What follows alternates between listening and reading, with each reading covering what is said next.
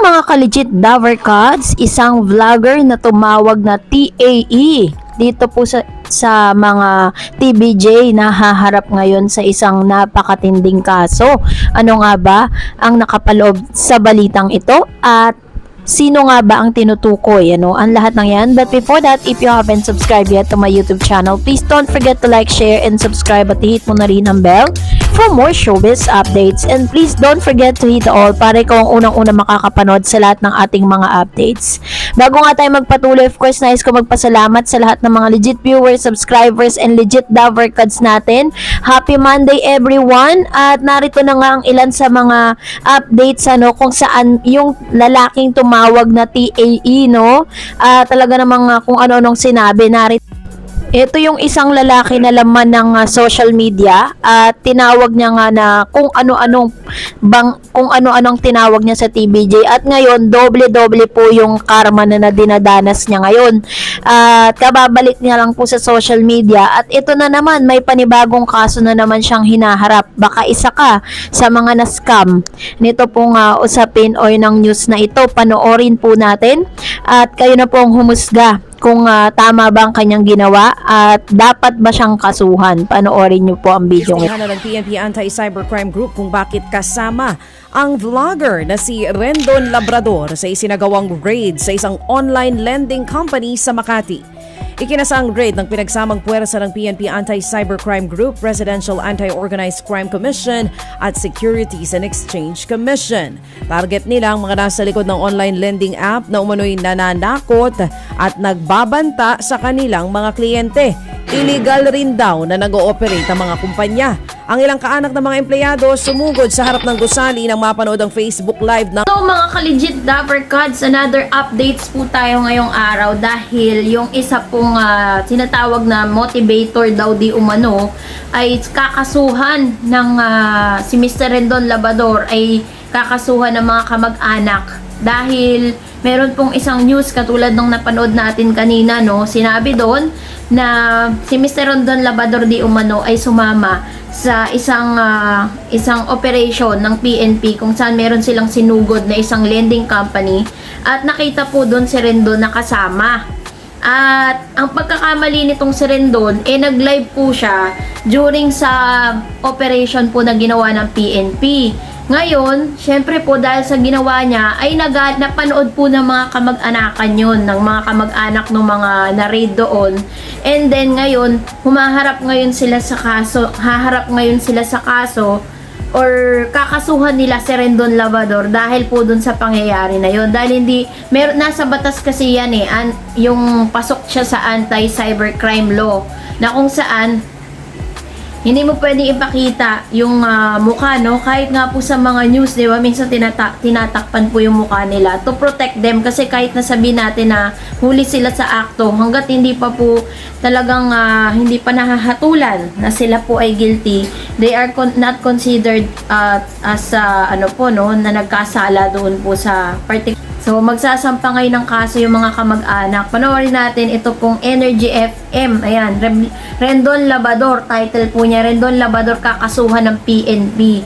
Ito na, panoorin natin. So, syempre kung sakali, di ba, na kung totoo nga may mga ganyan sindikato, syempre may mga ano yan. Di ba siya natakot doon, Mari? Kasi syempre kung sakali, di ba, na kung totoo nga may mga ganyan sindikato, syempre may mga ano yan, collection niya na medyo mabibigat at malalaking pangalan. Tapos kung may presentar ka ng ganyan. Oo nga naman. Diba? Ay kaso Mari, nakakaloka dito. Nakakabukot yung ginagawa niya, Mari. Bukot. Kailan naman natin, Mari, ever since, di ba? Madami siyang mga Mari, binabangga. kung sakali, hindi na niya madadaan sa sorry to Mari, yung mga binabangga niya. Dahil iba na to eh. Tsaka hindi lang isang tao, Mari, ang na-videohan niya doon at naipakita niya mukha. Diba? Na hindi pa man napapatunayan na nagkasala talaga. Oo, kung yung mga hinuhuli nga ng polis, Mari, nakataklob. So, kung matatandaan kasi ninyo, si Rendon Labrador po natanggalan siya ng Facebook. Ngayon, dahil sa pagbabalik niya, gusto niya mas maging maganda yung imahe niya sa mga manonood niya, sa mga followers niya. So, ang ginawa niya, nakipag-collab po siya sa PNP. And nagulat po ang ilan, kahit po yung ilan sa mga nagbalita na parang bakit daw nandun si Rendon, at pinaliwanag ng PNP na si Rendon daw ay nakipagkolaborasyon sa kanila, parang nakipagtulungan ganon, pero hindi naman po ine-expect ng PNP na sila daw ay magla-live. So, medyo medyo nalagay sa alanganin ng PNP kung bakit daw pinayagan ng PNP na nandoon si Rendon sa operasyon na yun. So, panoorin pa natin. Ng mga Correct. Oh. Siya hindi ba Ilalatag niya. Inasasum niya yung best. Ay, grabe God. siya. Ngayon, Mare, nakakaloka ito na So, nagbigay na nga. asset na pala siya ngayon. True. Droga. So, asset ang peg niya. True. Nakakabo. Sa kanyang pagbabalik, mas nakakatakot na siya. Diba?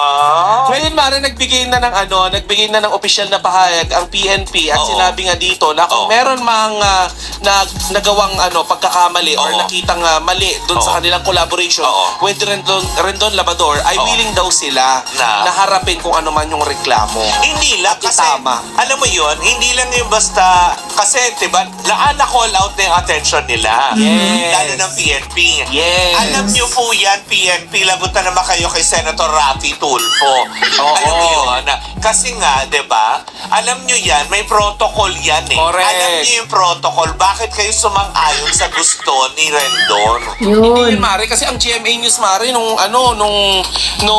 inihayag nila yung balitang Oo. yun, Oo. parang hindi Landing. pinakita yung mukha eh. Oh, diba? Kasi Nilabuan. alam nila yun. Alam nila yung protocol. Hindi ba dapat, Mare, bago nag-umpisa, hindi naman po sa nagmamarunong Oo, kami, oo. pero hindi ba dapat bago mag-umpisa yung raid, na sabihan itong mga lalo na yung mga vlogger, Oo. Mare, gaya ni Rendon, Oo. na may protocol na hindi dapat ipakita yung mukha. Pero alam mo, Mare, siguro na caught off guard na rin sila. Kasi kumaga raid ito eh. Mm-mm. Kumaga parang siguro din Lahat natataranta. siguro sa part Tsaka siguro, dun sa ginawa ni Rendon, hindi naman ine-expect nitong mga PNP na magla-live siya sa mismong raid, no? At meron din pong fault doon yung PNP na nag-raid dahil hindi nila nasabihan itong si Rendon na may mga dapat at di dapat gawin during that particular segment, 'di ba? Doon po sa pangyayari na 'yon.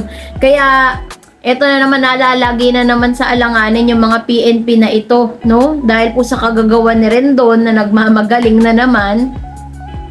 At yun nga, kapag tapos nga nito, hindi pa natin alam kung ano po yung masasabi ni Rendon patungkol dyan. Dahil hanggang ngayon, parang proud na proud pa rin siya dun sa kanyang ginawa. Pero sa ngayon, nakikita natin na parang tinanggal niya na yung live dun po sa nasabing raid na yun sa mga lending app. Kasi yung lending app na yun, yun daw yung isang kumpanya na nagpapautang sa ilang mga mamamayang Pilipino. Ngayon, kapag hindi daw po kayo nakabayad on time, nagtago kayo or hindi kayo nagbayad ng utang ninyo, possible na meron pong mga threat na gagawin sa inyo, padadalang kayo ng kabaong, kung ano-anong pananakot ang gagawin sa inyo. Tapos ite-text nila yung mga kamag-anakan ninyo na kayo ay may utang, na ganyan-ganyan. Kumbaga parang sinisira nila yung pangalan mo, no, bilang isang lender sa mga nangungutang dyan, online. Yun po yung ginagawa nilang strategy para po talagang ma-force ito pong mga nangutang sa kanila na magbayad. Kasi ganun, parang nananakot po sila. Yun po yung ginagawa nilang paraan para masingil. Ngayon, ito pong si Rendon sumama. Sa pagsama niya, hindi po siya nasabihan na may mga do's and don'ts during those times. Kasi nga, di ba, kung matatandaan ninyo, kapag po may mga testigo, may mga suspect, hindi nga pinapakita yung mukha without the consent nung talagang suspect, di ba? Kasi kahit po yan suspect po yan, may karapatan pa din yan, di ba? Na itago yung kanyang nasa sa batas natin. Kahit nga po sa mga schools, 'di ba? Hinihingi po ng mga teachers or kahit po ng principal ang consent ng mga magulang na kapag pinicturean or nag-take ng videos, kailangan meron po silang permiso galing sa magulang bago nila i-post yun. Kasi nasa Republic Act po natin yan, under po sa cybercrime law, no? Anti-cybercrime law. So, sa ngayon, wala pa pong inilalabas na any statement si Rendon patungkol sa bagay na ito. Pero ang nakakatakot lang kasi, parang medyo nagle-level up po kasi, no? Siguro sa parte po na gusto ni Rendon na mabago sana yung image niya sa publiko. Pero may mali eh. May something wrong sa kanya na parang minsan akala niya tama yung ginagawa niya. Na-execute niya ng tama. Pero ang ending hindi po nagiging maganda yung resulta. Yun po yung ilan sa mga worries ngayon tong PNP, sabi nila kapag daw po meron daw silang nilabag ay handa naman daw nilang harapin ito kung sakasakali. Pero sa ngayon nagrereklamo po yung mga kamag-anakan ng mga nahuli dun sa lending company na yun, no? Sila po yung nagdidemanda against Rendon dahil sa pagpapakita ng kanilang mga muka. Ay nako po. So, that's it for today. Kung hindi po nagustuhan mo ang video na ito, huwag mo kalimutan mag-like, share, at subscribe. At i-follow mo na rin ang aking Facebook page, Dareds TV. Thank you for watching, guys. And shout out sa lahat ng mga star senders po natin. At sa lahat po na palagi ang nag-share at nanonood sa ating mga videos. God bless everyone. See you on my next vlog.